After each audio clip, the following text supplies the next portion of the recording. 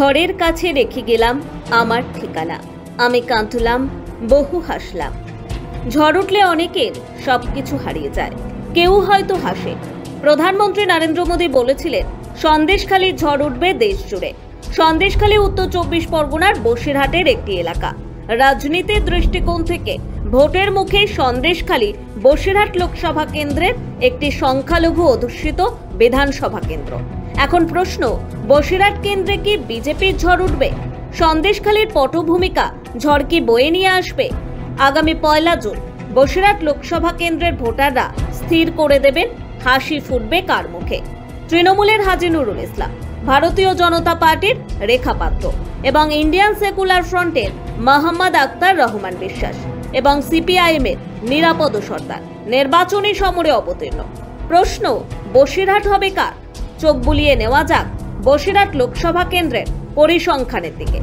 2019 সালে লোকসভা নির্বাচনে তৃণমূল প্রার্থী নুসরাত জাহান 7,82,000 ভোট পেয়ে 3.5 লক্ষ ভোটের বেশি ব্যবধানে বিজেপির সায়ন্তন বসুকে হারিয়ে জয়ী হয়েছিলেন।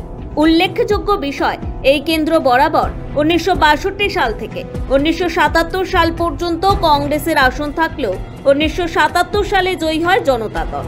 এই কেন্দ্রে 1980 সালে প্রাক্তন সিপিআই সাংসদ ইন্দ্রজিৎ গুপ্তর হাত ধরে বামেরা প্রথমবার ক্ষমতায় আসে। 1984 সালে জয়ী হয়েছিলেন ইন্দ্রজিৎ গুপ্ত। সিপিআই 2004 সাল পর্যন্ত একচেটিয়া এখানে বিজয়ী হয়ে এসেছে। 2004 সালে অজয় চক্রবর্তী তৃণমূল কংগ্রেসে সুজিত বোসকে হারিয়ে দেন। 2009 সালে সিপিআই এর মিথ ভেঙে দেন হাজী নুরুল ইসলাম। তিনি 4 বারের সাংসদ অজয় চক্রবর্তীকে 2009 সালে 60,000 ভোটে হারিয়ে দেন। 2014 সালে জয়ী হন তৃণমূলের সদ্য প্রয়াত প্রাক্তন সাংসদ ইদ্রিস আলী। 2019 সালে নুসরাত জাহান এখান থেকে জয়ী হন। বিধানসভায় গত পরিসংখ্যানের ইতিহাসের দিকে নজর রাখার আগে বসিরহাটের ভূগোলে চোখ রাখা যাক। ভৌগোলিক পটভূমিকার দিক থেকে বসিরহাট এমন একটি জায়গা যেখানে শহর বা পুরসভা, গ্রাম ও পঞ্চায়েত, নদী বা সমুদ্রের মোহনা, জঙ্গল রয়েছে। হিঙ্গলগঞ্জ ও সন্দেশখালীর কিছু অংশকে বলা হয় উত্তর 24 পরগনার সুন্দরবন। পাশাপাশি রয়েছে নোনা জলভিত্তিক মৎস্য চাষ এবং অজস্র ভেড়ি, যার উপরে অনেকাংশেই দাঁড়িয়ে রয়েছে বসিরহাটের অর্থনীতি। নদীতে কুমির, কামট ও জলদস্যু এবং জঙ্গলে সাপ ও বাঘ। সুন্দরবন ও সমুদ্র ঘেঁষা বসিরহাটের বিস্তীর্ণ অঞ্চল বারবার প্রাকৃতিক বিপর্যয়ে বিধ্বস্ত হয়েছে। আয়লা ও আমফানে বসিরহাটের ক্ষয়ক্ষতি ছিল রাজ্যে সর্বাধিক। এখানে পর্যটন শিল্প বিকশিত হয়েছে উল্লেখযোগ্যভাবে। রয়েছে টাকি ও সুন্দরবনের মতো পর্যটন কেন্দ্র। সব মিলিয়ে বৈচিত্র্যের সমাহার বসিরহাট জুড়ে। বসিরহাটের ভোটের ময়দানে 3 জন বিতর্কিত চরিত্রের নাম উল্লেখ না করলেই নয়। বাম আমলের শাসনের মজিদ মাস্টার হয়ে উঠেছিলেন অত্যন্ত বিতর্কিত। তাকে গ্রেফতার করা নিয়েও একদা শোরগোল পড়েছিল রাজ্য রাজনীতিতে।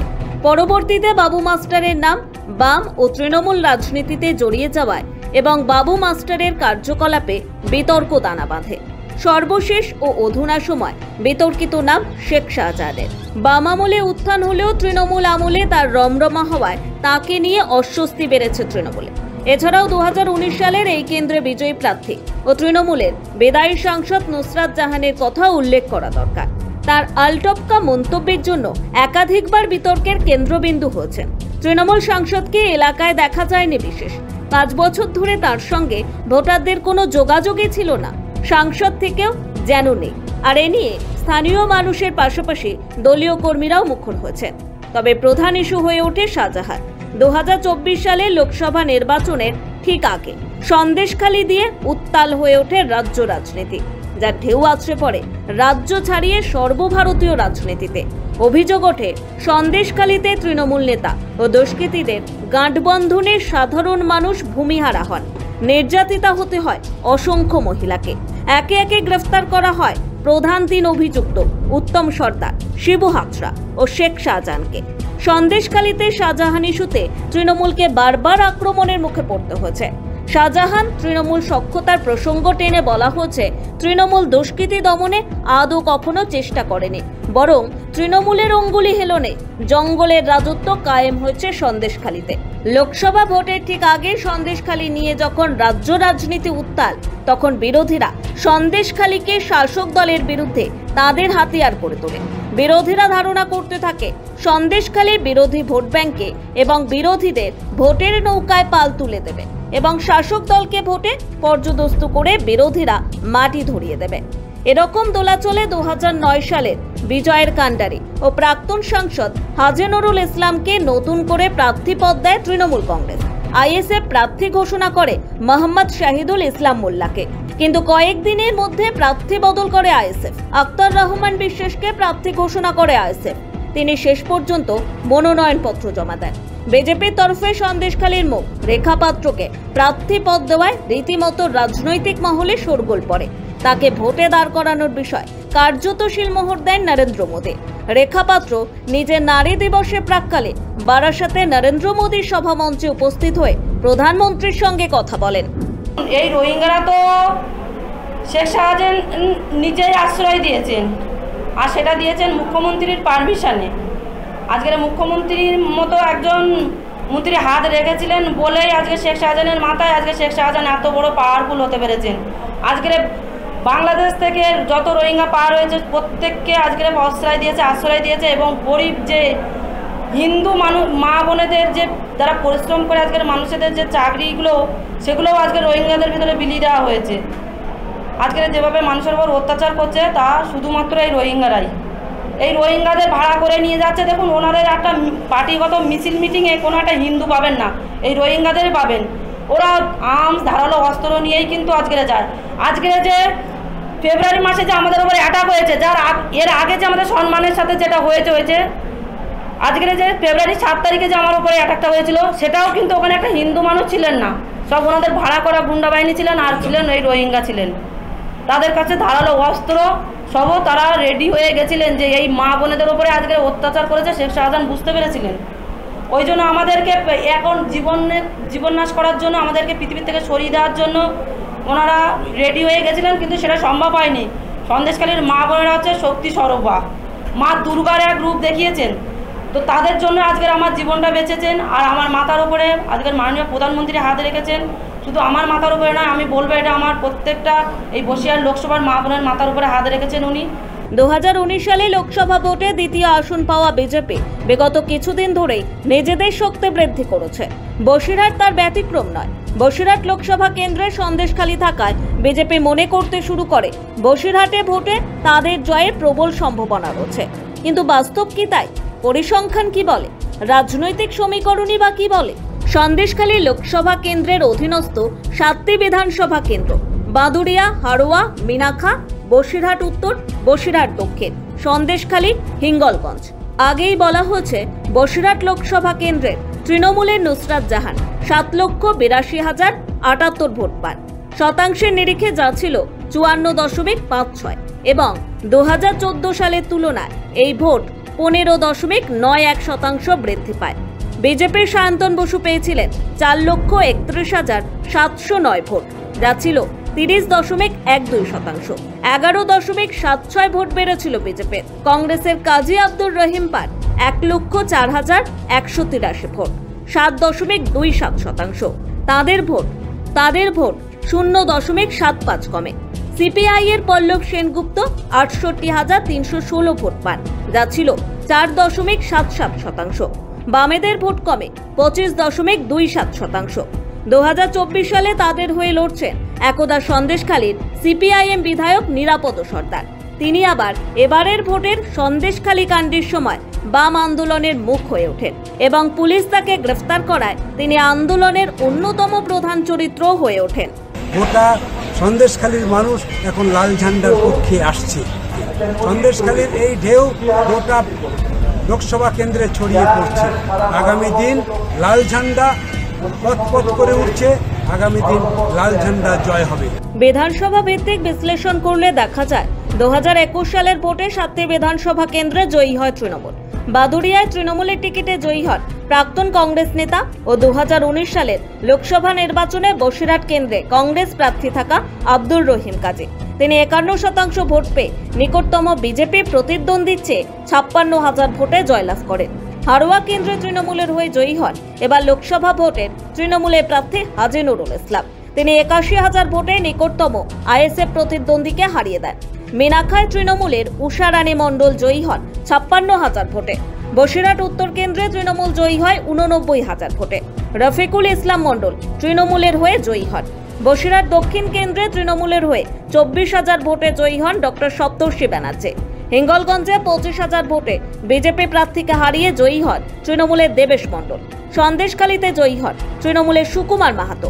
বিজেপির নিকটতম প্রতিদ্বন্দ্বীকে হারান 40,000 ভোটে। অর্থাৎ দেখা যাচ্ছে 2019 সালে লোকসভা নির্বাচনে তৃণমূল প্রার্থী নুসরাত জাহান 7,82,000 ভোট পেয়ে 3.5 লক্ষ ভোটে জয়ী হয়েছিলেন।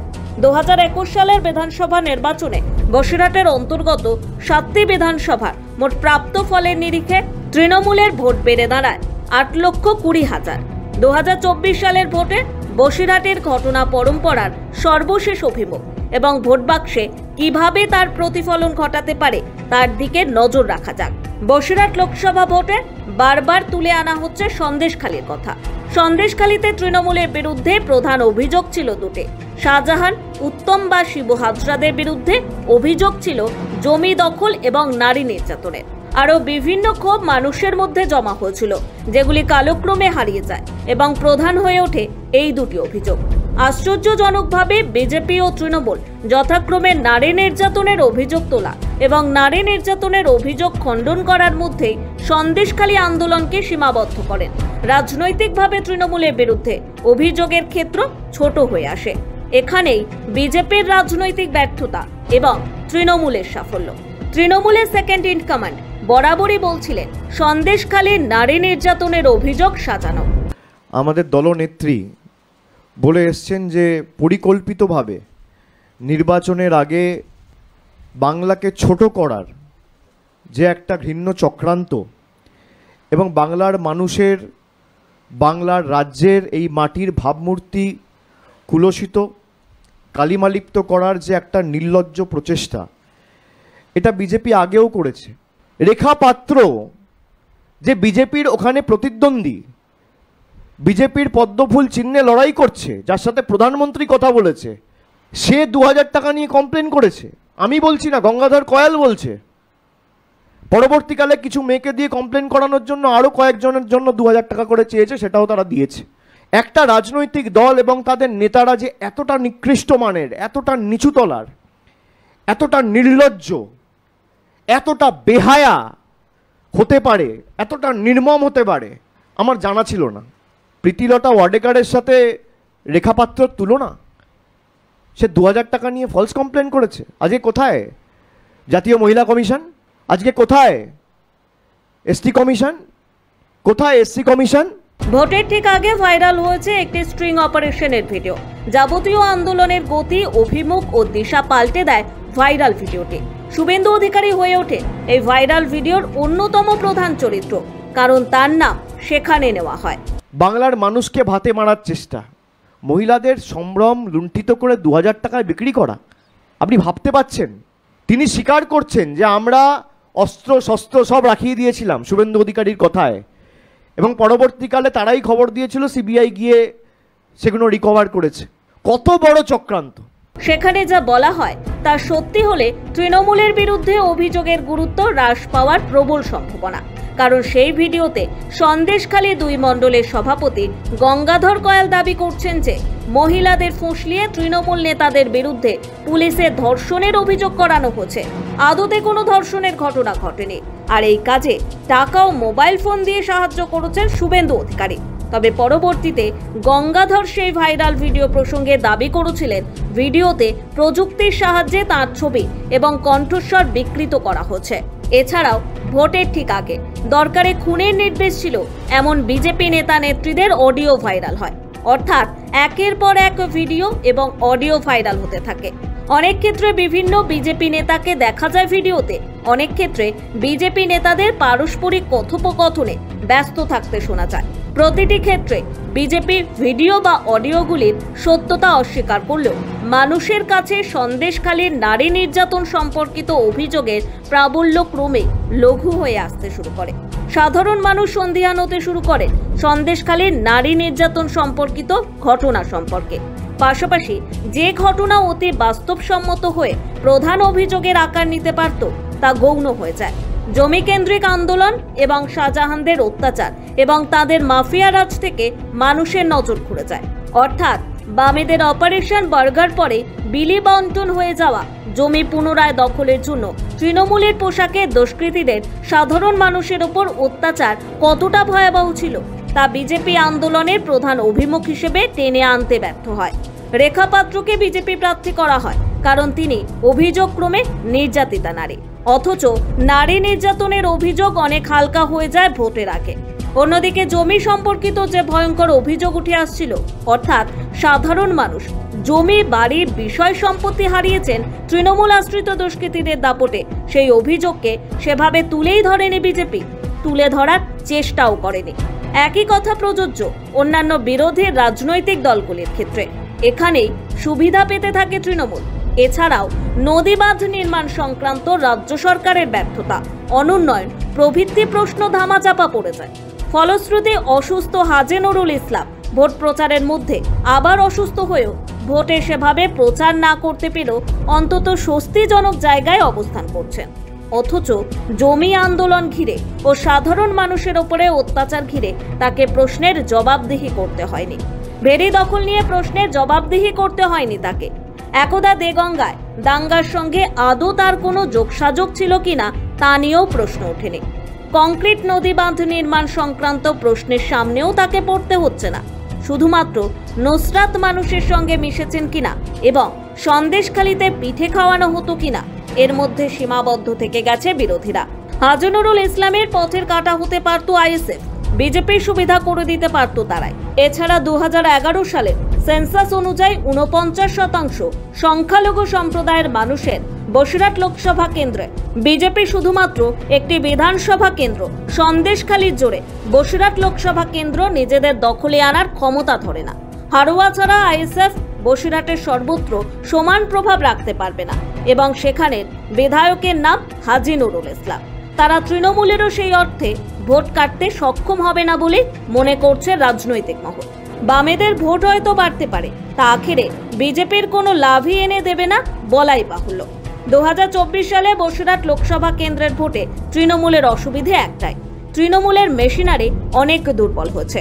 শাহজাহান, শরীফুল শাহনুর সহ একাধিক এমন নেতা ভোটের ময়দানে নেই যারা বিগত কিছুদিন ধরে তৃণমূলের হয়ে ভোট করাতেন। এরকম অবস্থায় বিজেপি সুবিধা পেতেই পারত। এখন মুশকিল হয়েছে যে সন্দেশখালীর ঝড় উঠবে আর কোথায়। সন্দেশখালীর ঘটনা যে সাজানো ও পূর্ব পরিকল্পিত নয় তা বোঝাতে গিয়ে বেসামাল হয়ে যাচ্ছে বিজেপি নেতৃত্ব।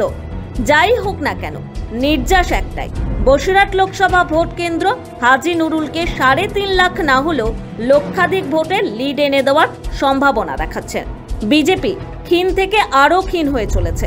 হাজী নুরুল বলছেন, উত্তর 24 পরগনার তৃণমূলের সবচেয়ে সেফ সিটের নাম বসিরহাট। আইলা, আমফান থেকে শুরু করে যে কোনো ঘূর্ণিঝড়ে বিধ্বস্ত বসিরহাটে যেসব প্রশ্ন ঝড় তুলতে পারত তার প্রচারে নিরুৎসাহী থেকে কেবলমাত্র নারী নির্যাতন সংক্রান্ত ইস্যুকে সামনে তুলে এনেছিলেন বিজেপি নেতারা। আমার বসিরহাটের হিন্দুরা খুব সচেতন, তারা ঐক্যবদ্ধভাবেই কিন্তু কাজ করছে। তাদের আমার প্রতি তাদের আস্থা আছে, বিশ্বাস আছে। আমি 2009-এ যেভাবে কাজ করেছিলাম এমপি ল্যাটসে শ্মশান ঘাট করে দিয়েছি 30 লাখ টাকা দিয়ে। আমি হসপিটালটাকে জেলা হসপিটাল বানিয়ে দিয়েছি। অপারেশনের সরঞ্জাম কিনতে 20 লাখ টাকা দিয়েছি। হাইমাস লাইট দিয়েছি, অ্যাম্বুলেন্স দিয়েছি। আজকে বসিরহাট হাসপাতাল অনেক বড় জায়গায় অবতরণ করছে। এসটি সম্প্রদায়ের মানুষ সন্দেশখালীতে, হিঙ্গলগঞ্জে যেভাবে আমাকে আশীর্বাদ করে, আমি এই কথা কোনোদিন ভুলতে পারবো না। মমতা ব্যানার্জির উন্নয়ন সারা বসিরহাট কেন, সারা পশ্চিমবাংলার মানুষ পেয়েছে এবং তার 64টা প্রকল্প, প্রত্যেকটা মানুষ কিন্তু 4টে-5টে করে প্রকল্প ভোগ করছে। তারপরে যদি কিছু বাকি থাকে, যদি কিছু মানুষের দাবি দেওয়া বলে, সেইগুলো আমরা পূর্ণ করার চেষ্টা করি। সে যদি আঘাত করে, কিছু করার নেই।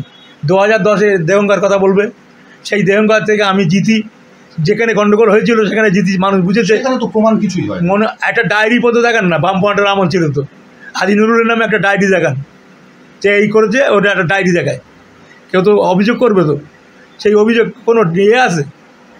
এটা সাজানো গোছানো তৈরি হয়েছিল, এটা সিপিএম বিজেপি খেলা শুরু করেছিল, কিন্তু কোনো প্রমাণ নেই। আমার তৃণমূল পরিবারের সবাই, তারাই উচ্ছ্বাস, তাদের উদ্দীপনা, তাদের যে থেকে মনে হচ্ছে এবারে আমরা আরও অনেক ঘুরে জিতব। আমি তো আশা করি দলমত নির্বিশেষে এভাবে ঐক্যবদ্ধ বসিরহাটে হচ্ছে আর দেখছি, তাতে মার্জিন বাড়তে পারে। কালক্রমে সন্দেশখালী ইস্যুর সত্যতা নিয়ে বিভ্রান্তি তৈরি হয়ে যাওয়ায় এবং অন্য জ্বলন্ত ইস্যুগুলিকে বিজেপি এবং অন্য বিরোধী রাজনৈতিক দলগুলি গুরুত্ব না দেওয়ায় হাজী নুরুল ইসলাম এখন সবুজ ঝড় তোলার স্বপ্ন দেখছেন। বসিরহাট থেকে হাসানুজ্জামান, পুরন্দর চক্রবর্তী ও চুমকি সূত্রধরের রিপোর্ট, সময় কলকাতা।